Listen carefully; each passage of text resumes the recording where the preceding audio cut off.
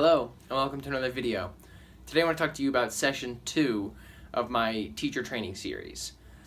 Now, this was the first Sunday. This was the day I was originally biking to when I broke my collarbone way back in October. I'm grateful that I made it through this day and didn't break my collarbone again. Luckily, whatever you want to call it, my bike got stolen a few weeks ago, so I'm not able to bike anywhere anyways. Now, maybe that saved me from something even worse happening. Thank you, universe. The thing I want to talk about is I want to talk about the first half of the Sunday, and then in another video I'll talk about the second half. The first thing that we did was we actually did the C1 sequence as a class, and it was awesome. So Megan, who's one of the teachers of the training, cued us through the C1. She led the C1, and then Doris who's the studio manager of North Boulder, and I think she's pretty much the main person leading our teacher training. She was going around and giving adjustments, great adjustments, might I add. And it was beautiful, it really was. Doris even said at one point she just stopped and watched the whole class flow together, where we all just sort of integrated and the light was coming in, and it was just beautiful. And Megan taught a great class. Megan does a great job of introverting us in our classes. She's very poetic. She's actually a poet. The thing she struggles with is sequencing, but that makes the C1 pretty easy, even though she teaches C2s. Now, at the beginning of class, we shared 3 things that were lit up for me, things we're excited for, and that was cool because I got to know someone else in our class, Annie, pretty well. Now, after that, we gave an update on SEVA, which is basically just service, charity, kindness, without hoping to expect something, unconditional love. That's the general idea of it. The day before, on Saturday, after doing a flow at the yoga pod with Matt, and then working at the studio in South Boulder doing studio experience team stuff, set team stuff, I went down to Denver with Alex, who was in the October session, and met up with Juan, who's one of my friends, who's in the session with me, as well as Doris, her daughter Ami. Who else was there? And then one other person from the class, her daughter, and then a couple other people that we hadn't really known before, but apparently they do that a lot.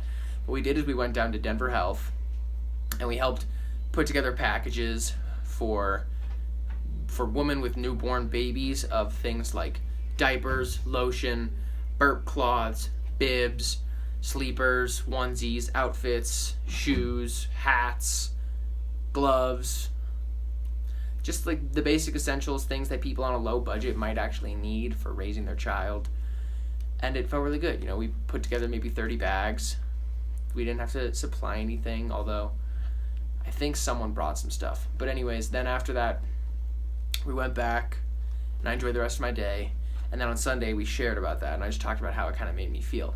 I always feel good doing something nice for charity. Then we did the C1 that I talked about earlier, and that was really nice. I'll grab some notes about that. So there were a few things I noticed in that class. For one, in triangle pose, which is, so you do warrior 2, reverse your warrior, go long, extended warrior, come back up, triangle pose, meaning you straighten your front leg, and then you hinge at the hip, hinge, and then clock your arms. I used to think you're just supposed to be facing the wall in front of you, but Doris came up and gave me this adjustment where she ever so subtly, like just such a subtle touch, comes up under my left ribs, gently nudges them up and forward, and then under my right arm, just gently down and back, so that my mind would make the twist. And I twisted in this way where I got this little crack in my spine, and then like elongated, and even she knew it. She just goes, yes, like it was perfect. And so I found a new way that I move in the pose.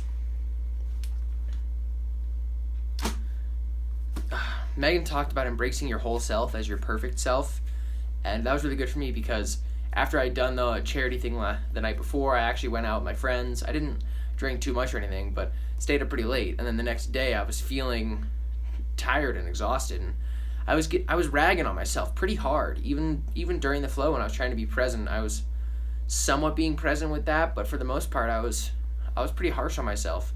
And then at one point we were in I want to say it was humble warrior, but I just like realized how much of a dick I was being to myself, and just let all that go and embraced the fact that I was where I was, and then moved forward from there. And it was beautiful, and I'm really grateful that Megan was cueing in such a way that that came from within. When I do pigeon, I like stick a block under my butt. This is just a technical thing. I stick a block under my butt cheek of the forward leg. Otherwise, I have to stay too engaged in the pose. I think Gabby taught me that maybe, but I did that this time, and then I found some every 5 times I do pigeon in a class or so, I really find like a new horizon for where I can go mentally, spiritually, and physically within pigeon. Emotionally, for sure. And I found that again in this class, so that was wonderful. And she had such a great song come on as we went to the second leg in pigeon. That was where I think it's that song called Higher Love, and it just just grabbed me while I was writhing with my hip, and it was just like, love yourself, and I was just like, yeah, it was awesome. So thank you for that one, Megan. After the C1, we talked about what makes a good yoga class. The thing that came to mind for me was accessibility, the idea that someone who's horrible and never even done yoga can come in, and someone who's really experienced, and you can create a space where they can both get something valuable out of it, which is tough to do in a group class, but you're always going to see a variety of skill. We talked about all the things a yoga teacher has to do. So the things, we said that you're a DJ, you're a light technician, you're a priest, and you're a massage therapist, among other things. You're a general therapist, and and you're actually teaching yoga postures. So it's a dance of everything, and I'm not discrediting any of those people saying that I'm as good at any of them as what they do if I'm a yoga instructor. I'm simply saying that it's a difficult thing to do, and I'm excited to get really freaking good at it, to be honest. I'm committing to this. We had this idea of cueing from the ground up, so we talked about like verb your body part direction, meaning verb your body part direction. So raise your hips to the ceiling and back. Something like that. It's a great way to cue, but you want to do it from the ground up. So it'd be like spread your feet wide. Rotate your pelvis under. Raise your chest or heart up. Bring your gaze over the front of your nose. And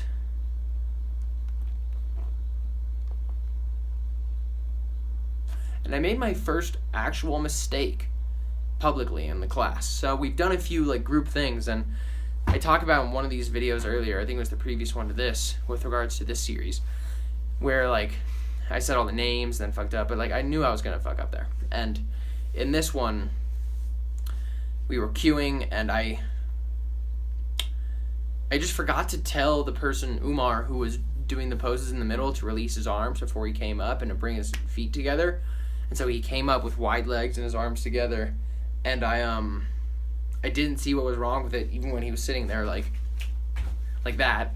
And so I didn't figure it out.